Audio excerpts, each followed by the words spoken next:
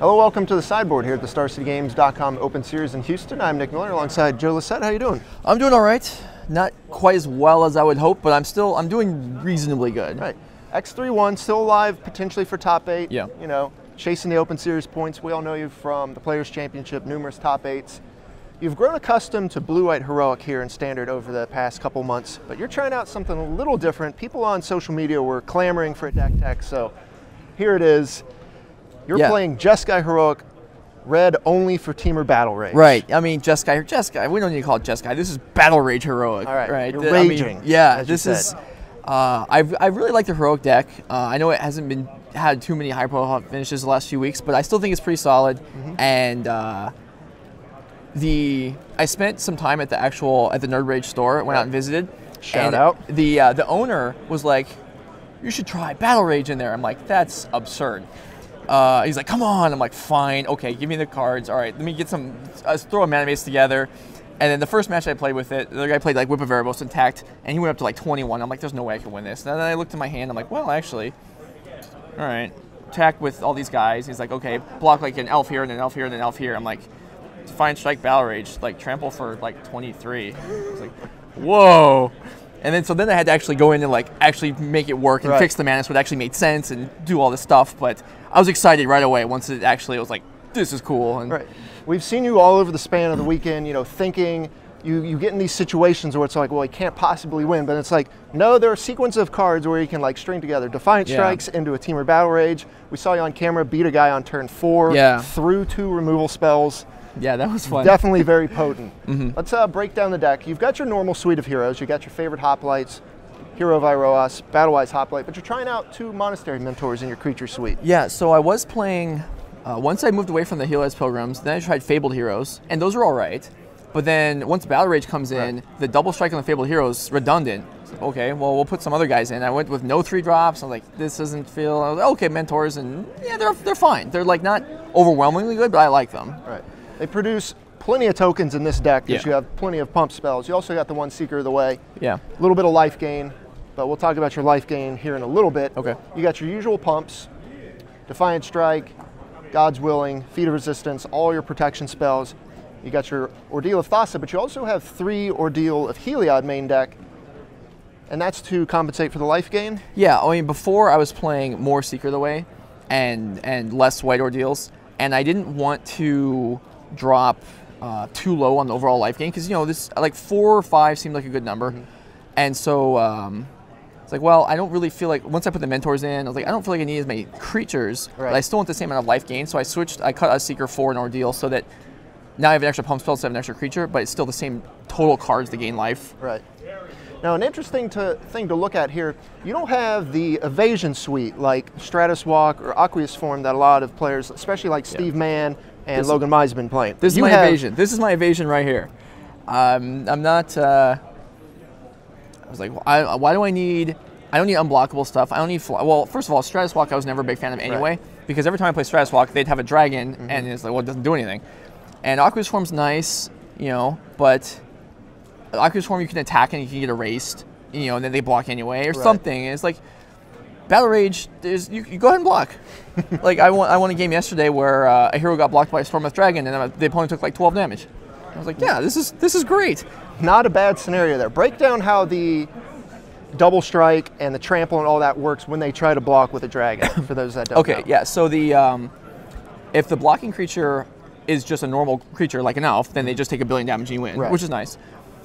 If it's for example, if they Valor Stance their own guy or for some reason it's indestructible, then you assign lethal damage once, and then it's still been assigned lethal damage even though it doesn't die, so the rest goes to the face. With a protection creature like Stormwrath Dragon, it doesn't actually take any points of damage, so you actually have to assign damage on first strike and on regular strike. So the dragon actually absorbs 8, which stinks, but in the case where I did, you know, like 12, I was actually, you know, attacking, it was actually a 10 power guy, so it was actually 20, so dragon absorbing 8 was not enough. Still plenty of damage to come on. Battle Rage is, when it's for a little bit, it's like, okay, it's a nice burst of damage. Like I played against a blue-black player and I Battle Raged for, I think, a 6 power guy early in the game. So I hit him for 12, and then that guy died, but he was so low that I was able to chip damage over time, I was able to squeeze it out. And then against the green decks especially, to have hordes of blockers, and just it's hard to see coming. Right. And it's just because what are they going to do? They don't want to throw a large creature that's just going to. They don't want to chump block with a 5/5. And so you chump block with a 1/1, and then you take 15 damage, and it's over. Right. And with it being the only red spell in your deck, I saw you a lot of times yesterday hide your red mana source in your hand until you're ready to play the spell. Yeah. So for the most part, people didn't really know that was something that could come out of the deck. Yeah. But very powerful. So I went from 1 mana confluence in the straight blue-white version to 3. So I mean, I need a more additional other mana sources, but also it allows, because if there's a red dual land, an astute player who's up on the metagame and aware of what cards might play, it's certainly possible they'll figure out, he's got red in here for something. Yeah. Maybe it's Battle Rage. But if it's just Confluence on the board and they don't know, there's no way to see it coming. Right, because they expect to see that in the deck usually. Yeah. And once someone saw the Team or Battle Rage, they're like, well, what other red spells could possibly be in the deck as well? Right, then they start thinking that too, and then you go sideboarding and they're like, what does he have? Yeah, so it's very nice. You also got the 2 Valorous Stance, trying that out. As you said, something that provides removal in the mirror as well as protection. Yeah. Now there aren't many mirrors here, and I actually caught a break on this because we actually played the deck in regionals last week, and for whatever reason, Southern California regionals results didn't get posted along with everyone else at the beginning of the week. So even though my friend top forward with the deck, essentially nobody knew about it until Friday, and that was really people that were writing about or talking about the metagame had already written their articles by the time the deck went up, so a lot less people knew about it than it would have otherwise. So the tech stayed secret for this. Somewhat, yeah. And then the the Valorous Stance, I liked it quite a bit. It's like my friend played it sideboard, I played it main, but I mean protection from Crux of Fate, which is nice because in hostilities, a lot of that. But then the ability to wipe out a lot of blockers in the mirror. You're not expecting. Well, previously you're not expecting there wasn't removal in the main deck, so you can catch them with that sometimes. But also with Battle Rage, like if you don't have enough to trample over for the whole amount, like let's say they block with Siege Rhino. Right. Well, you could Valorous Stance a Siege Rhino, then Battle Rage, and there's no more blockers, so they just take the full amount. Whole amount. Yeah. So all right, I like that. Battle Rage is I love it. It's really neat. You got the one of Treasure Cruise, which you have a bunch of fetch lands. You have an additional just Windswept Heath to facilitate that. Yeah. But you also got an extra one in the board. We'll take a look here. You've got a nice counterspell package between 3 Stubborn Denial, 3 Disdainful Stroke. Yeah, so control matches. Yeah, I mean that came from. I was just playing the Stubborn Denials. I was actually playing 4 before, and then the Florida players, Logan Mize and Stephen Mann, were actually playing the set of 3 of each, and I thought that was really a pretty good idea. So I went ahead and adopted that. And then the second Treasure Cruise, there was 2. Most heroic decks have 2 Treasure Cruise somewhere, usually on the board. But I felt like rather than try and I wasn't sure what I wanted for another spell. Like Triton Tactics is nice. I was like, I'll just put Treasure Cruise in the main. That way it saves a spot for the board. And also I don't want to draw 2 in game 1 ever. But the first one is usually pretty decent. The first Treasure Cruise is always great. Yeah. Of course, you got 2 Erase, 3 Glare Heresy, and the 4th Ordeal of Heliod for more life gain. Yeah.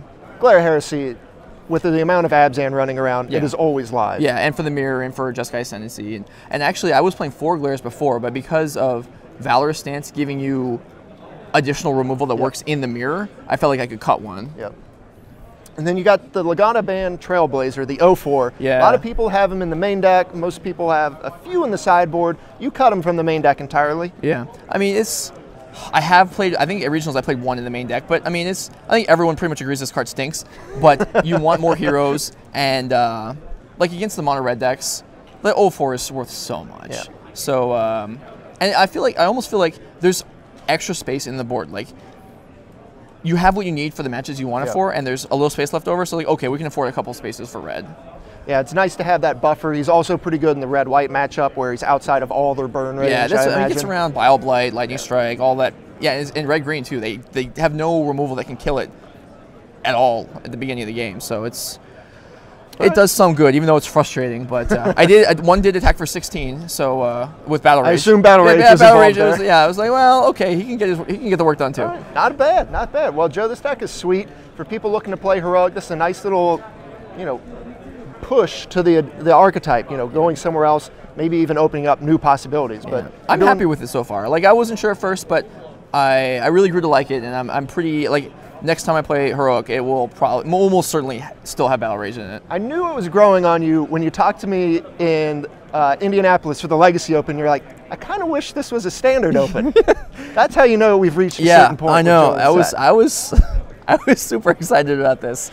All right, Joe, thanks for sitting down with me at this deck suite. Stay tuned to StarCityGames.com all weekend long for the action here in Houston.